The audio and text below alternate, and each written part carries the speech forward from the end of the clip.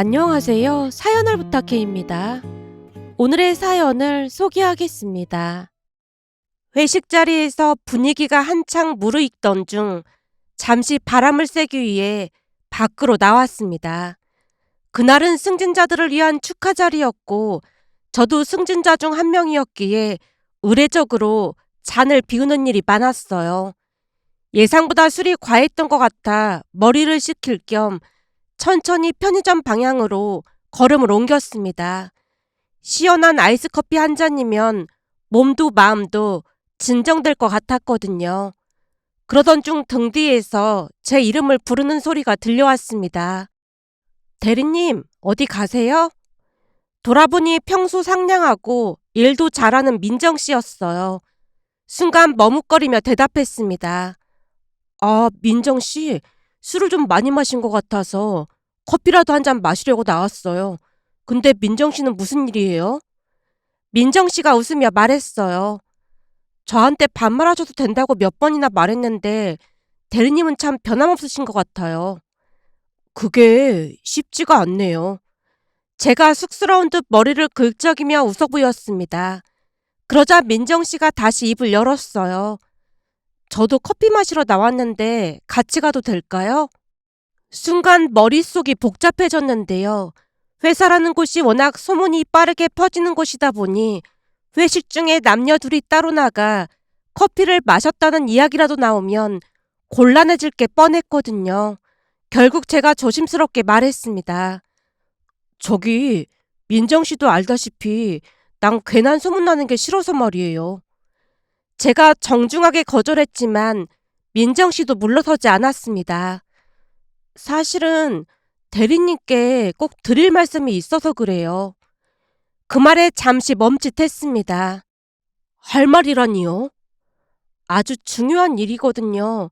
혹시 이상한 소문 날까봐 걱정되시는 거라면 저쪽 구석에 있는 편의점에서 커피 한 잔만 사주시면 안 될까요?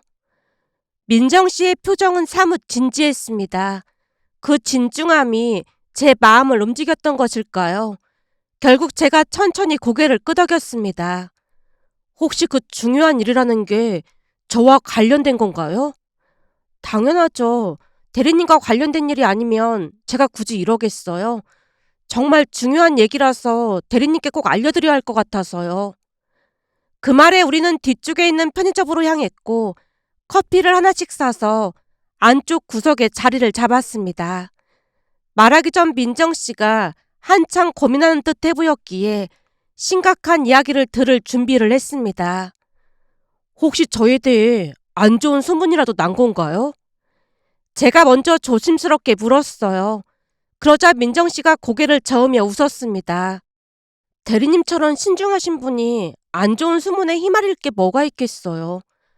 그럼 중요한 일이라는 게 뭔가요? 민정 씨가 커피를 한 모금 마시더니 다시 심각한 표정으로 말을 이어갔습니다. 대리님, 사실 이 말을 꺼내기까지 정말 많이 고민했어요. 근데 대리님 인생이 걸린 것 같아서 도무지 모른 척 할 수가 없었어요. 그녀의 시선은 진지했고 손끝이 살짝 떨리는 것 같았습니다. 그 말에 심장이 철렁 내려앉는 기분이었어요. 제 인생이 걸린 문제라니요? 대체 무슨 일인데 그래요? 민정 씨가 고개를 숙이며 말을 잇는 듯 하다가 망설였어요. 그게 진짜로 이 얘기 꺼낼까 말까 엄청 많이 고민했어요. 근데 제가 말했다는 거 절대 소문나면 안 되거든요? 괜찮으니까 말해봐요. 민정 씨가 말했다고 절대로 말 안 할게요. 제가 다독이듯 말하자 그녀가 주머니에서 휴대폰을 꺼내며 조용히 속삭이듯 말했습니다. 얼마 전에 현주 대리님이랑 같이 대리님 부모님께 인사 다녀왔다면서요. 아, 현주가 얘기했어요? 네, 현주 대리님이 말해줬어요. 맞아요. 이제 슬슬 결혼 준비하려고 인사드리고 왔어요. 설마 그것 때문에 그런 거예요? 그건 상견례 끝나고 회사에 알릴 생각이었어요. 제가 피식 웃으며 말했지만 민정 씨가 고개를 가로저으며 대답했습니다. 그게 아니라 다른 얘기 때문이에요. 다른 얘기라니요?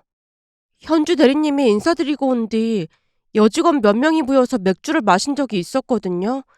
거기에 현주 대리님도 있었는데 그날 현주 대리님이 술을 좀 많이 마시는 것 같더니 이상한 말을 했어요. 이상한 말이라니요? 제가 그녀를 빤히 바라봤습니다. 여자친구 현주와는 같은 회사에 다니고 있었기에 현주가 무슨 말을 했는지 더 궁금했습니다. 현주는 늘 저를 진심으로 좋아해 주었고 그 덕분에 회사 다니면서 사내 연애는 절대 하지 않겠다는 다짐도 바뀌게 만든 사람이었거든요. 3년 넘게 만나면서 결혼 이야기를 먼저 꺼낸 것도 현주였어요. 현주는 항상 저를 배려해주며 모든 것을 챙겨주는 따뜻한 사람이었어요. 그러나 민정 씨가 입 밖으로 꺼낸 이야기는 제 모든 예상을 깨는 내용이었습니다. 현주 대리님 말에 의하면 인사 갔다가 대리님 부모님 보고 충격을 엄청 많이 받았다고 하더라고요. 집도 완전 시골집이고 대리님 부모님도 최악이라는 말까지 했어요. 순간 가슴이 턱하고 막혔습니다. 최악이라니요? 차마 입에 올릴 수도 없는 말을 했는데 그게 시골 촌뜨기도 그런 촌뜨기가 없다고 했어요. 민정 씨의 말을 듣는 동안 숨이 막혀왔고 참을 수 없는 불쾌감이 밀려왔기에 결국 민정 씨를 향해 날카로운 목소리로 외쳤습니다. 민정 씨가 무슨 의도로 그런 말을 하는지 잘 모르겠지만 내 여자친구 뒷담화는 하지 않았으면 좋겠네요. 대리님, 뒷담화가 아니라 저는 그저 들었던 대로 말씀드린 것뿐입니다. 그날 대리님 어머님이 현주 대리님한테 용돈도 주셨다면서요. 현주 대리님이 말한 게 아니라면 그걸 제가 어떻게 알고 있겠어요? 그 말에 당황스러움과 분노가 뒤섞인 감정으로 민정 씨를 바라봤습니다. 그럼 현주가 정말로 그렇게 말을 했단 말이에요? 그렇다니까요. 더 심한 말도 많이 했어요. 순간 제가 분노를 억누르지 못한 채 자리를 박차고 일어섰습니다. 아니요. 현주가 그럴 리가 없습니다. 제 말에 민정 씨가 급히 제 손목을 잡았어요. 잠깐만요. 대리님이 이럴 것 같아서 그날 제가 몰래 녹음까지 해놨어요. 그러니까 들어보세요. 그러니까 그날 대화 내용을 녹음했단 말이에요? 이제 보니 민정 씨 진짜 무서운 사람이네요. 그럼 혹시 지금 제 목소리도 녹음하고 있는 건가요? 대리님, 그런 게 아니라니까요. 현주 대리님이 얼마나 막말을 했으면 제가 녹음을 해놨겠어요. 그러니까 들어보고 판단하시라고요. 민정 씨의 간곡한 말에 제가 다시 자리에 앉았습니다. 그녀가 휴대폰을 꺼내 녹음된 내용을 재생하자 들려오는 소리에 그만 말문이 막히고 말았어요. 처음에 민수 씨가 집이 지방 어디라고 했을 때 그냥 뭐 대수냐 싶었거든. 다들 알다시피 민수 대리 얼굴이나 능력을 감안하면 그 정도는 그냥 상관하지 않아도 될 것 같았어. 근데 내려가서 보고 진짜 개 충격받았다니까? 집 앞에 논밭이 펼쳐져 있고 TV에서 보던 그런 시골집이더라니까? 그치만 손님 온다고 나름 깨끗하게 청소는 해놨더라고. 근데 내가 더 충격받았던 게 뭐냐면 민수 씨 부모님 두 분 다 나이가 엄청 많이 들어 보였는데 아버지는 사고로 왼쪽 다리가 온전치 못하더라고. 그래서 쩔뚝거리면서 걷는데 그 모습을 보는 내내 완전 멘붕이 오더라고. 그러면서 하는 말이 자기들 걱정은 안 해도 된다고, 우리만 잘 살면 된다고 하는데 그게 과연 가능하겠냐고. 그냥 멘붕이더라니까. 거기다 올라갈 때 맛있는 거 사 먹으라면서 민수 씨 엄마가 10만 원을 봉투에 넣어주시는데 왠지 그 가난이 나한테까지 전염될 것 같아서 진짜 받기 싫었다니까. 그래서 올라오자마자 그 돈을 바로 써버렸잖아. 그런 모습들을 보고 나니까 이 결혼 진짜 해야 하나 고민이야. 민수 씨만 보면 그냥 좋은데 집안이 너무 그래서 망설여진다니까. 생각해봐. 명절 때도 내려가고 해야 하는데 그런 촌구석에서 어떻게 자고 오겠어. 그 순간 누군가 그럼 헤어지면 되잖아 라고 말을 하자 여자친구가 한숨을 내쉬며 대답했어요. 내가 말했잖아. 민수 씨만 놓고 보면 뭐 하나 나무랄 데가 없다고.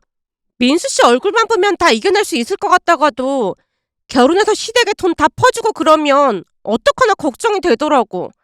그래서 말인데 결혼 전에 민수 씨한테 나는 시댁에 안 가겠다고 말할까 하는데 그럼 너무 무리일까? 민수 씨 엄마도 우리끼리만 잘 살면 된다고 했으니까 문제 없지 않겠어? 사실 민수 씨네 엄마가 차려준 밥을 먹으면서 억지로 삼키느라 진짜 고생했다니까. 녹음 속에서 여자친구는 끝도 없이 우리 부모님 험담을 하고 있었습니다. 본가가 아파트는 아니지만 그렇다고 허름하거나 엉망인 집도 아니었어요. 이미 리모델링도 되었고 깨끗하게 청소되어 있었거든요. 하지만 여자친구는 마치 지저분한 시골집을 말하듯 끝없이 험담을 이어갔습니다. 결국 녹음 내용을 듣고 정이 뚝 떨어질 수밖에 없었습니다. 무엇보다도 제 앞에서는 집이 깔끔하다며 칭찬했던 여자친구였기에 그 충격은 이루 말할 수 없었어요. 그도 그럴 수밖에 없었던 것이 여자친구가 저를 따라다닐 때 제가 이미 모든 것을 솔직히 털어놨었거든요. 우리 부모님은 시골에서 농사 짓고 계셔. 그리고 아버지가 사고로 한쪽 다리가 조금 불편하셔서 엄마가 거의 농사일을 하시고 계셔. 그래서 난 여자친구 사귈 생각이 별로 없어. 그거랑 여자친구 사귀는 거랑 무슨 상관인데? 그게 사귀다 보면 나중에는 결혼 이야기가 나오게 될 건데 그럼 현실적인 문제를 모른 척할 수 없잖아. 그래서 난 결혼 안 하고 부모님 책임질 생각이거든. 그건 나중 일인데 무슨 그런 걱정부터 하고 그래. 그리고 난 그런 거 전혀 상관없으니까 걱정하지 마. 여자친구가 몇 번이나 설득을 했고 그런 여자친구를 믿고 사귀게 되었습니다. 하지만 그 믿음이 산산조각이 나고 말았다고 해야 할까요? 그날 녹음된 내용을 듣고 난 뒤 도저히 자리에 앉아 있을 수 없었습니다. 민정 씨의 말을 듣지 않고 급히 자리에서 일어나 편의점을 나왔어요. 뒤에서 민정 씨가 제 이름을 부르며 따라왔지만 못 들은 척 택시를 잡아타고 집으로 향했습니다. 집에 도착하자마자 부모님께 죄송한 마음이 몰려와 눈물이 앞을 가렸는데요. 잠시 후 민정 씨에게서 문자가 왔어요. 대리님, 가방 두고 가셔서 제가 가지고 왔어요. 그리고 대리님이 갑자기 사라졌다고 다들 찾아서 제가 몸이 안 좋아서 들어갔다고 했어요. 그렇게 알고 계세요? 민정 씨의 배려심 깊은 문자였지만 저는 답변을 하지 못했습니다. 마음이 복잡하기만 했으니까요. 그날은 금요일이었고 다음날 여자친구에게서 문자가 왔어요. 자기야, 왜 이렇게 전화를 안 받아? 들어보니까 어제 몸이 안 좋아서 일찍 갔다며. 나 이제 감기 기운이 조금 나아진 것 같은데 자기네 집으로 갈까? 여자친구는 감기 때문에 회식에 참석하지 못했던 터라 다른 직원에게서 제 이야기를 들은 모양이었습니다. 하지만 저는 이미 마음의 결심을 한 상태였고 결국 여자친구를 만나러 가서 이별을 통보했어요. 우리 그만 헤어지자. 헤어지자니? 갑자기 그게 무슨 말이야? 난 우리 부모님 책임져야 하는데 결혼은 아닌 것 같아서 말이야. 그 문제는 같이 해결하기로 했잖아. 여자친구가 어리둥절한 표정으로 물었습니다. 같이 해결하고 싶은 생각이 있긴 한 거야? 자기야, 그게 무슨 말이야? 현주, 너도 알다시피 난 외동이라 우리 부모님 계속 챙겨야 해. 그런 내가 결혼을 하겠다고 생각했던 것 자체가 무리한 생각이었던 것 같아. 나보다 좋은 사람 만나길 바랄게. 자기야, 갑자기 왜 그래? 여자친구가 많이 놀란 얼굴이었지만 대놓고 민정 씨가 말했다는 이야기를 꺼낼 수 없었기에 돌려 말했습니다. 우연히 지나가다 여직원들이 하는 말 들었는데 우리 부모님이 시골 사람이라 자기가 고민이 많다는 소리를 들었어. 뭐? 누가 그랬는데? 나도 그냥 지나가다 들은 거라 누군지는 잘 모르지. 그냥 이런 상황에 결혼을 결심했던 것 자체가 내 욕심이었던 것 같아. 그러니까 그만 헤어지자. 자기야, 그런 시골에 처음 갔으니까 당황할 수도 있는 거잖아. 시골이라 당황한 게 아니라 우리 부모님을 무시하는 발언도 많이 했던데 우리가 결혼할 수 있다고 생각하는 거야? 하물며 우리 엄마가 준 돈을 받으면서 가난이 전염될까 봐 무서웠다며. 그 얘기는 어떻게 들은 거야? 누가 그랬어? 이제 너한테 정이 뚝 떨어졌어. 앞으로 얼굴 마주할 자신 없으니까 그만 헤어지자. 그 어느 때보다 단호하게 말하자 여자친구가 본색을 드러냈습니다. 내가 좋다고 따라다녀서 사귀다 보니까 날 만만하게 생각하나 본데 사실 나 좋다는 사람 꽤 많아. 그래, 네 소원이라면 헤어지자. 말을 안 하고 있었지만 엄마 소개로 선자리가 들어와서 고민하고 있었거든. 남자 집이 꽤 부자라고 해서 고민하고 있었는데 오히려 잘 됐네. 그럼 헤어지자. 네 말처럼 니네 부모님 집에 갔다가 진짜 엄청 충격받았거든. 내가 볼 때 넌 결혼 생각하지 말고 살아야겠더라. 그런 집구석에 누가 시집을 가겠어? 여자친구가 노려보며 말을 쏟아내더니 자리를 박차고 일어났습니다. 그렇게 우리는 헤어졌습니다. 한동안은 누가 제게 그런 말을 했는지 전 여친이 색출하겠다며 난리를 치긴 했지만 증거가 없으니 결국 단념하는 모습이었어요. 전 여친은 예상대로 보란듯이 선을 보기 시작했고 얼마 뒤부터는 대놓고 큰 소리로 남자친구 자랑을 하기도 했어요. 물론 제가 들으라는 의도라는 것을 모를 리 없었지만 이미 마음 정리를 끝냈다 보니 아무런 관심도 두지 않았습니다. 또다시 시간이 흘러갔고 전 여친은 다른 곳으로 발령이 나서 떠나갔어요. 그리고 그 모든 게 잊혀질 무렵 전 여친이 다시 찾아왔어요. 회사 직원들에게 보란듯이 청첩장을 나눠주고 있었고 잠시 후 제게도 청첩장을 건네며 비웃듯 말했습니다. 그래도 우리가 인연은 인연이었잖아.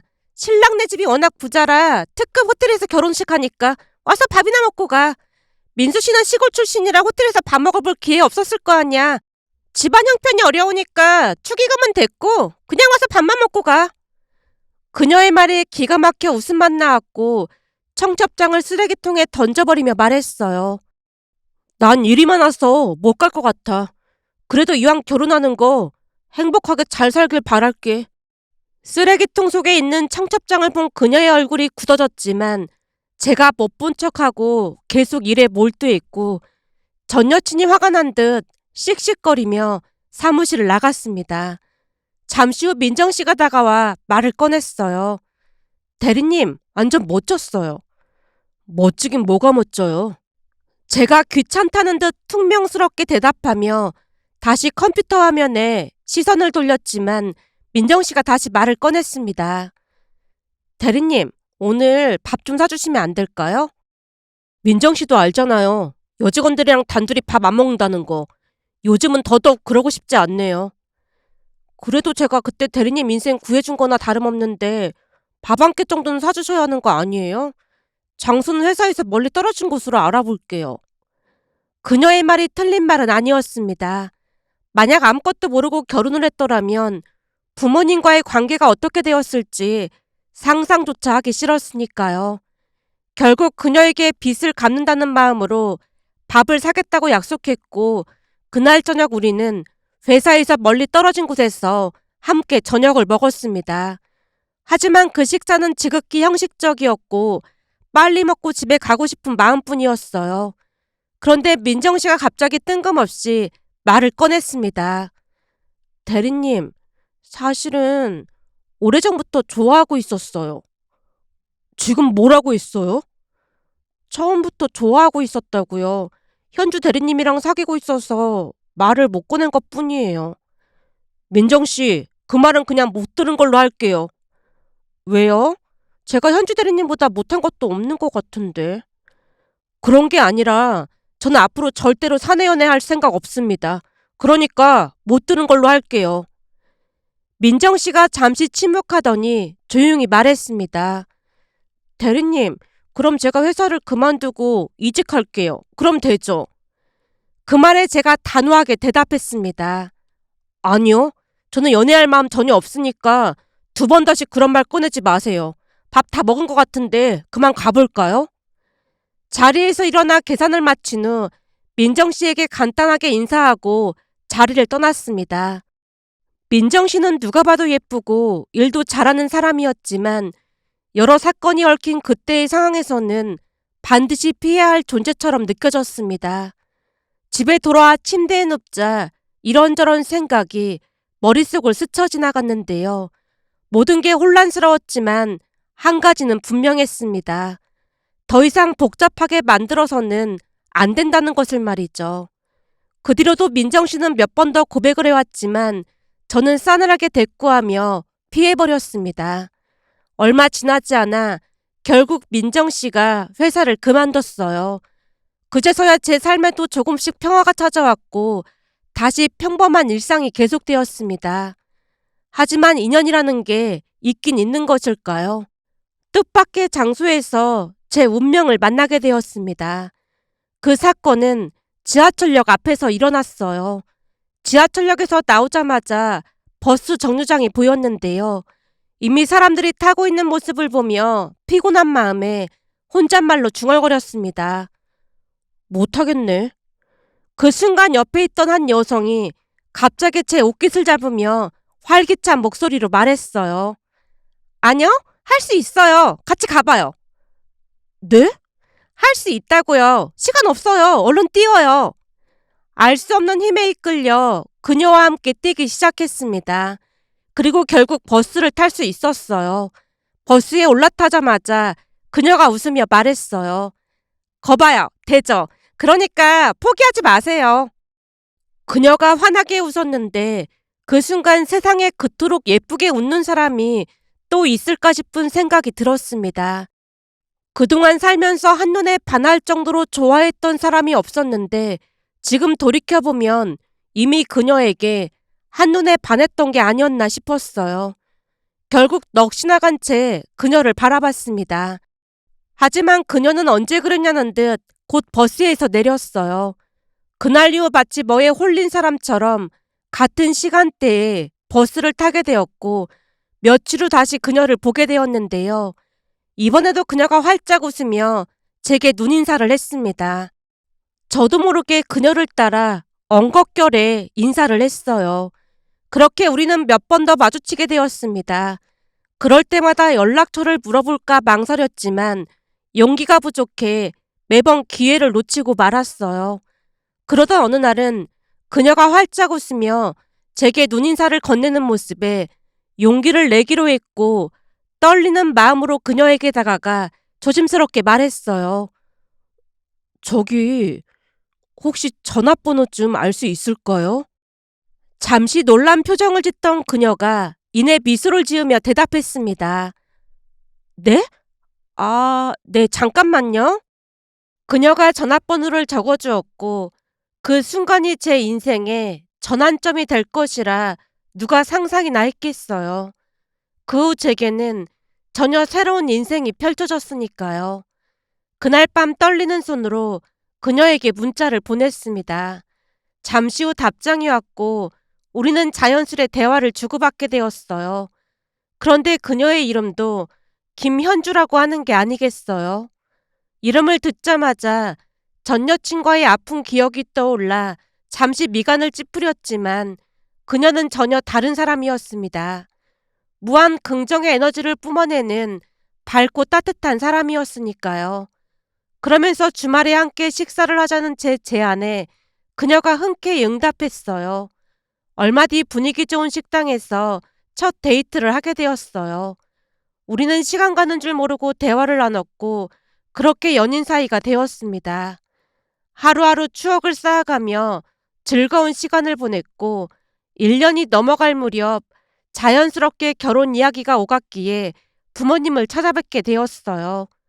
현주는 부모님 앞에서도 시종일관 미소를 잃지 않았고 어머니와도 유쾌한 대화를 나누며 금세 분위기를 화기애애하게 만들었어요. 현주는 자존감이 높아 모든 것을 긍정적으로 바라보는 사람이었기에 부모님도 그런 현주를 금세 좋아하게 되었습니다. 결국 우리는 결혼을 했고 시간이 지날수록 현주가 얼마나 대단한 사람인지 깨달았어요. 그러던 어느 날 저녁 아내가 제게 말을 꺼냈습니다. 자기야, 조금 있으면 엄마 생신이잖아. 엄마랑 같이 백화점 다녀올게. 아무래도 엄마가 좋아하는 선물로 사드리는 게 좋을 것 같아서. 당연하지. 간 김에 맛있는 것도 사드리고 와. 그날 아내에게 카드를 건넸고 고맙다며 아내가 빙긋 웃었습니다.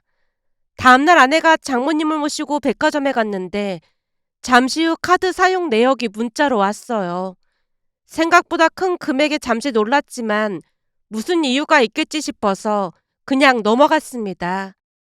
저녁 무렵 아내가 집으로 돌아왔고 손에는 쇼핑 봉투가 가득 들려 있었어요. 그건 뭐야? 장모님 선물 산 거 아니었어? 엄마 선물도 사드렸고 어머님 아버님 옷 좀 샀어. 어머님 아버님이라면 우리 부모님 말하는 거야?